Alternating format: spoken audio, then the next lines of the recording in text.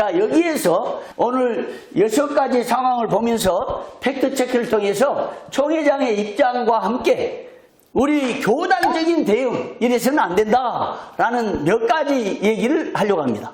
왜 이런 팩트체크와 그리고 논평식의 제안을 하려고 하느냐? 우리 총회는요, 정말 보수적이면서도 아주 엄청난 저력이 있습니다. 이런 상황에서 총회장을 비난하고 총회장을 공격하는 방송이 나오자 사방에서 장로님들 또 목회자들, 야, 이래서는 안 된다, 총회장을 이렇게 해서는 안 된다. 특히요, 우리 예장 합동은 한국장로교회 장자총회입니다. 300만 성도를 보유하고 있습니다.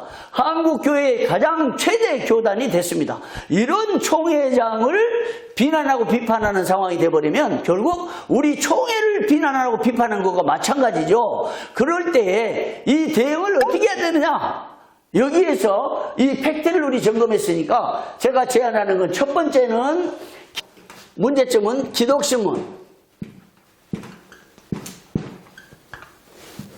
자, 기독신문은 교단지입니다. 기독신문 이사회 정관에 보면 기독신문은 교단의 신속한 소식을 전하고 계획주의 신앙을 파수하고 교단의 정체성을 지키는, 이것이 기독신문의 전제 목적입니다. 교단지요. 그런데 교단지의 발행인이 총회장입니다. 이 총회장을 공격하는 이런 상황이 벌어졌습니다. 이럴 때 언론으로서 제 기능을 발휘하려고 하면 기독신문은 재빠르게 논평을 내든지 사건을 보도해서 이래서는 안 된다, 그리고 상황을 가서 취재도 하고 해서 대응을 했어야 됩니다. 근데 전혀 무대응이었어요. 이래서는 안 되죠, 교단지가. 그리고 대응한 것은 장로님들이 5인이 성명서를 내니까 성명서를 보도하는 것으로서 그걸로 그냥 사실 보도만 하고 말았습니다.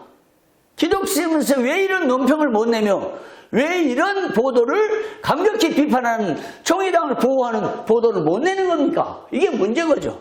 두 번째입니다. 총회, 서기, 총무, 사무총장,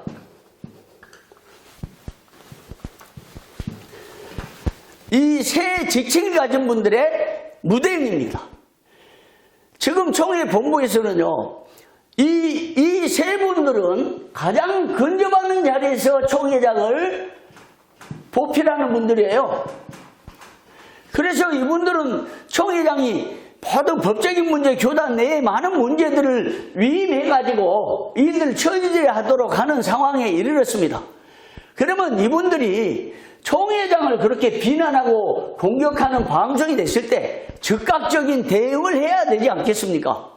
그래서 이분들을 중심해서 항의 방문, 성명서, 그 다음에 이 아까 장로님들 5인에 대해서 처리를 해야 된다 그러면 전국의 어떤 노예, 청원서, 이런 것들을 정치적으로 만들고 현실적으로 항의 방문하고 성명서도 만들고 노예가 청원하도록 여러 가지 방면에서 노력이 해서 총회적인 대응을 즉각 나오도록 해야 되잖아요.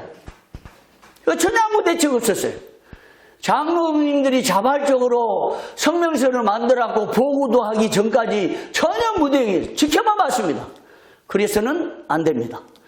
지금 총회석이 본분 다 해야죠. 총회장을 근접해서 모시는 이런 상황에서 총회장을 공격하고 비난하는 상황이 일어났을 때 어떻게 대응할까? 근접자, 총무, 사무총장 세 분이 모여가지고 야, 우리 항의 방문합시다. 우리도 성명서 냅시다. 우리 노예 청원해가지고 그 동참한 사람들 우리 징계 처리합시다. 이런 정도의 대응을 즉각적으로 해야 되지 않겠습니까? 그런데 이 세 분은 주로 대외적인, 물론 다 하는 건 아니죠. 특히 이 총무님은 대외적으로 총회장을 보필한다고 입이 닳도록 얘기를 해왔어요. 근데 총회장이 이렇게 공격을 당하는데, 이렇게 비난당하는데 뭘 했습니까? 앞장서서 전국 행사에 총무 축사다 합니다. 한때 사무총장도 축사했죠. 서기도 뭐 종종 축사해요. 지금 우리 총회 임원 사무총장 총무는 축사하는 일이 도전의 자세 같아요. 문제가 있습니다. 전국의 특별위원회나 각 행사할 때 이 임원들이 총회 대표가 아니잖아요. 부총회장이 축사한 거나 많이 못 봤어요. 총회 다른 임원들, 장로 부총회장 축사한 거 못 봤어요. 왜 임원들만 중심에서 총무는 모든 행사의 약방의 감초처럼 축사를 하고 있습니까? 축사 이거 없애야 됩니다. 돈 낭비죠. 예배 시간 낭비죠. 이런 축사 위주의 이 기능, 사무총장은 좀 하다가 줄었어요. 이거 바꿔야 됩니다. 축사를 시킨 행사 단체도 문제예요. 총회장 설교하고 축사하려면 총회에 뭔지 해야 되잖아요. 부총회장도 해야 되잖아요. 근데 안 해. 그리고 이런 분들만 축사를 시켜요. 축사총무입니까? 축사사무총장이요? 축사석입니까? 안 되죠. 이분들의 직책은 총무는 대외적으로 이거 진짜 해야 됐죠. 사무총장 본부에서 최고의 수장 어른이 비난을 받고 있는데 사무총장 뭐 했습니까? 서기는 뭐 하는 거예요? 이렇게 하면 안 되죠. 정말 문제가 있어요. 들려오는 소리가 있습니다. 총회장을 서로 모시려고 세 분이 경쟁한다는 거예요. 그리고 총회 본부에는 왕의 남자들이 서로 전쟁한다. 총회장을 서로 아련하고 내 총회장 얘기 들었다. 총회장이 지시했다. 이래가지고 총회장 핑계대면서 서로 총회장을 신뢰받은 것처럼 이렇게 하면서 행세하고 여기저기 전화해가지고 총회장 뜻이다. 총회장이 말씀하셨다. 이래가지고 총회장은 왕이고 그 주변에 여자가 아니어서 다행이죠. 총회 왕의 남자들 3명이 포진해가지고 총회장을 모시려고 전쟁한다는데 총회장이 이렇게 비난당하는데 그때는 다 숙이고 눈치 보고 있어요? 안 되죠. 그러면 전국에서 총회장은 우리 전화하나도 못해요. 총회장 얼굴도 못 봐요. 그런 이 총회장이 비난당하고 공격당하고 있는데 서로 모시려고 총회장이 그랬다고 핑계대면서 총회장의 남자들, 왕의 남자들을 자처하면서 있으면서 얼마나 그랬으면 본부 내에서 소문이 났겠어요. 우리 정부가 모르지만 그런 소문이 들려와요. 왕의 남자들 전쟁이 벌어졌다. 총회장을 서로 왕인 총회장을 서로 모시려고. 그런데 비난 받을 때 정작 침묵하고 숨어서 사태만 보고 그러면 되겠습니까? 그럼 비겁하면 안 됩니다. 총회를 우리가 누가 총회장을 지킵니까? 누가 총회를 지킵니까? 총회 서기가 지키고 사무총장이 지키고 총무가 지켜야 되지 않아요? 그 다음에요. 세 번째 문제가 있습니다. 이런 상황이 벌어졌을 때요. 저는 발견한 것은 총회장 수행 비서요. 제도적 문제 이거 많습니다. 지금 우리는 총회는 총회장 수행 비서 없어요.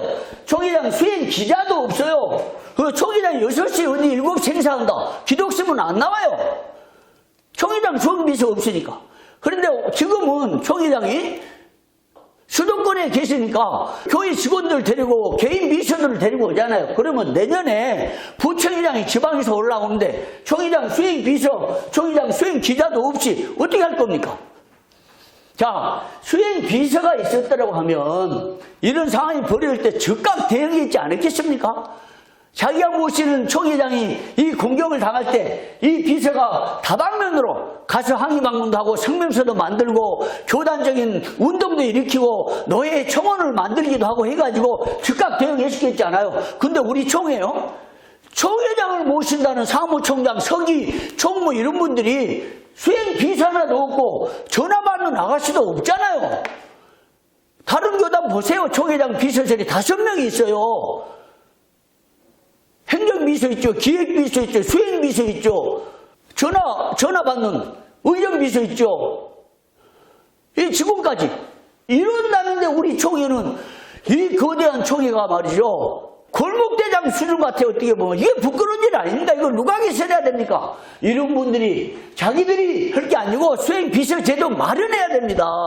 당장 내년에 부총회장 올라오면 누가 보장합니까? 심지어요. 우리 총회장 공간도 없고 차 한 대도 없어요. 지금 내년에 올라오면 어떻게 할 겁니까? 이러면 안 됩니다. 그래서 총회장을 수행하는 제도적인 개선, 수행비서와 수행기자 이렇게 해야 되지 않겠습니까? 오늘 총회장 비난 방송, 교단적인 대응 이래서는 안 된다. 여러 문제점들 사실 소개하고 그리고 교단적인 대응 어떻게 해야 될 것인지 문제점들을 지적했습니다. 여기서 마치겠습니다. 여러분 고맙습니다.